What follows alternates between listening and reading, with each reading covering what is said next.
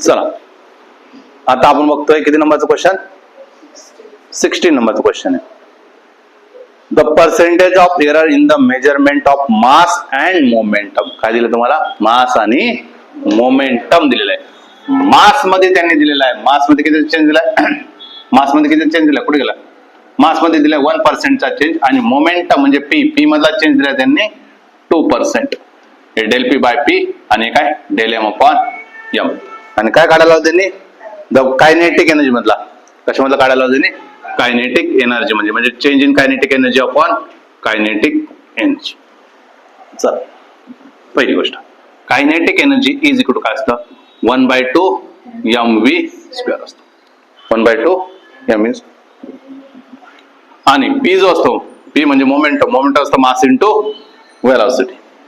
आता म्हणून इथं काय केलं मी, मासने मल्टिप्लाय केला आणि मासने डिवाइड केला, सॉरी मासने मल्टिप्लाय केला आणि मासने काय केलं, डिवाइड केलं. जसं असं केलं तर काय झालं, मास इंटू मास, मासचा स्क्वेअर आणि वेलॉसिटीचा स्क्वेअर डिवाइड बाय काय एम.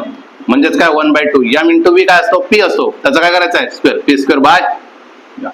हे काय भेटलं मला, कायनेटिक एनर्जी. हे काय भेटलं तुम्हाला, कायनेटिक एनर्जी. म्हणजे तुमचा मेंदू का करावं तो कळत नाही कधी. जरी तुम्ही असं जरी केलं असतं 1/2 mv² तरी ते आन्सर बनत नव्हतं.